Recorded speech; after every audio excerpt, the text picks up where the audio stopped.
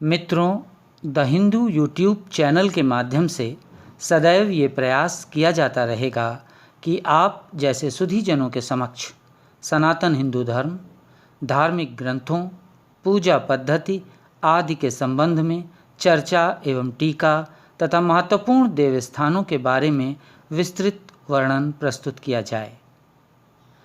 आपसे अनुरोध है कि इस प्रयास को सफल बनाने हेतु कृपया चैनल को सब्सक्राइब करें और वीडियो को लाइक करें। ऐसा माना जाता है कि श्री दुर्गा सप्तशती शाक्त परंपरा का एक अत्यंत महत्वपूर्ण और रहस्यमयी ग्रंथ है।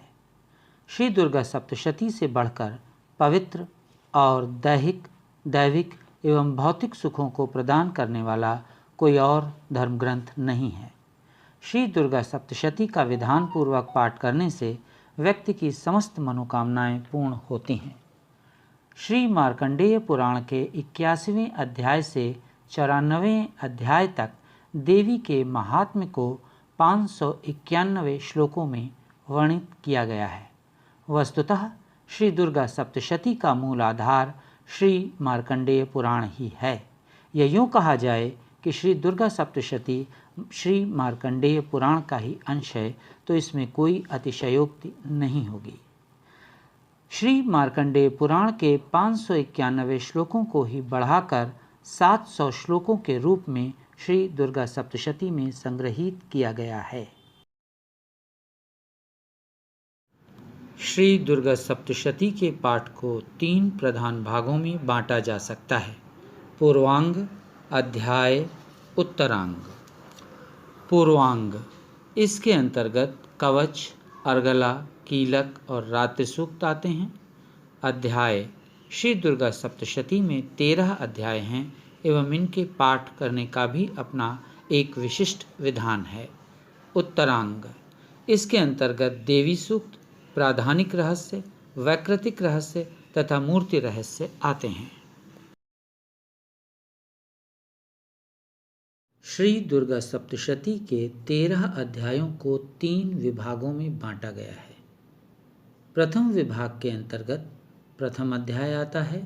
चूँकि देवी का प्रथम आख्यान प्रथम अध्याय से ही प्रारंभ होता है, अतः इसे प्रथम चरित्र भी कहते हैं। द्वितीय विभाग में द्वितीय, तृतीय तथा चतुर्थ अध्याय आते हैं। चूँकि यह श्री दुर्गा सप्तशती का मध्य का आख्यान है, इसीलिए इसे मध्यम चरित्र भी कहते हैं।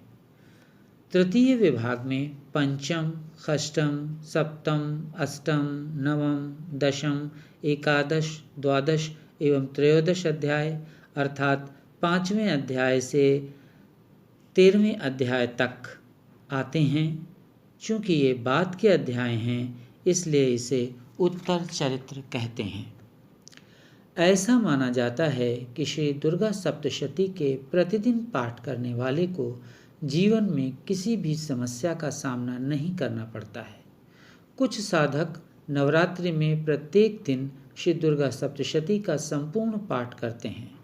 इस प्रकार प्रत्येक दिन की एक आवृत्ति अर्थात एक बार का पाठ मिलाकर 9 दिनों में 9 आवृत्ति पाठ हो जाता है।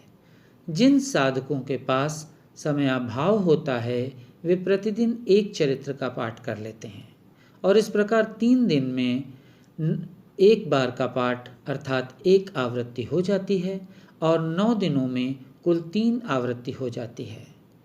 प्रत्येक दशा में पूर्वांग और उत्तरांग का पाठ करना अति आवश्यक है, अन्यथा श्री दुर्गा सप्तशती का पाठ पूर्ण नहीं माना जाता है। यदि किसी साधक के पास बहुत कम समय है और वह माँ भगवती के श्री चरणों की पूजा भी करना चाहता है, तो उसे नियमानुसार 9 दिनों का पाठ आगे बताई गई विधि के अनुसार करना चाहिए।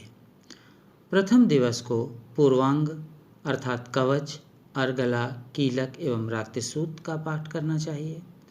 द्वितीय दिवस को प्रथम अध्याय का पाठ करना चाहिए।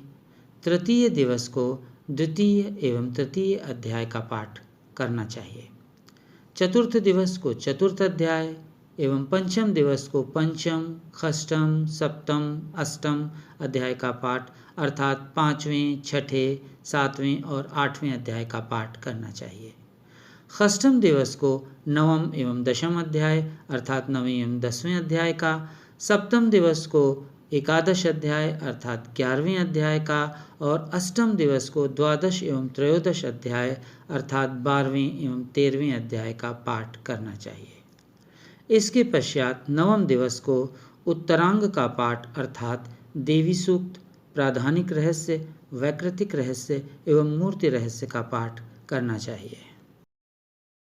ऐसा माना जाता है कि श्री दुर्गा सप्तशती के प्रत्येक अध्याय का पाठ करने से विशिष्ट फल प्राप्त होते हैं। श्री दुर्गा सप्तशती के अध्याय एवं उनके पाठ से प्राप्त होने वाले फल निम्नवत हैं। प्रथम अध्याय का निरंतर पाठ करने से हर प्रकार की चिंता की समाप्ति होती है। द्वितीय अध्याय का निरंतर पाठ करने से मुकदमे में विजय मिलती है तथा शत्रु पीड़ा से मुक्ति मिलती है। तृतीय अध्याय का पाठ निरंतर करने से शत्रु पीड़ा से तो मुक्ति मिलती ही है तथा शत्रु का नाश भी संभव हो जाता है। चतुर्थ एवं पंचम अध्याय के निरंतर पाठ से माँ दुर्गा की भक्ति और माँ दुर्गा के दर्शन की प्राप्ति होती है। ऐसा माना जाता है कि षष्ठम अध्याय का निरंतर पाठ करने से किसी भी प्रकार का डर, बाधा एवं दुख की समाप्ति हो जाती है। सप्तम अध्याय का निरंतर पाठ करने से मनोकामना की प्राप्ति होती है। अष्टम अध्याय का निरंतर पाठ करने से वशीकरण एवं नवम तथा दशम अध्याय का निरंतर पाठ करने से संतान की प्राप्ति, संतान की उन्नति एवं खोई हुई वस्तु की प्राप्ति जैसे फल प्राप्त होते हैं। एकादश अध्याय का निरंतर पाठ करने से भौतिक सुख सुविधा की प्राप्ति, द्वादश अध्याय का निरंतर पाठ करने से मान सम्मान की प्राप्ति और त्रयोदश अध्याय का निरंतर पाठ करने से मोक्ष एवं भक्ति की प्राप्ति होती है।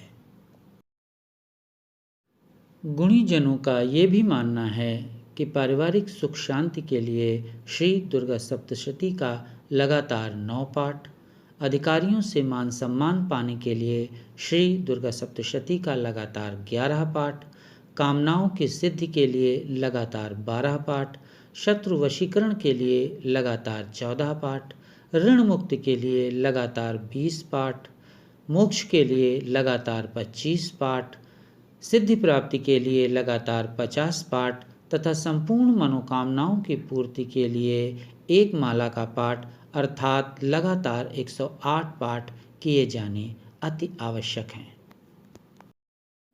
मित्रों, अगर मेरा ये प्रयास आपको अच्छा लगा हो तो कृपया वीडियो को लाइक कर चैनल सब्सक्राइब करें ताकि मेरा साहस बढ़े और मैं इस प्रकार के अन्य वीडियो भी आपके सामने ला सकूं। आपका बहुत बहुत धन्यवाद।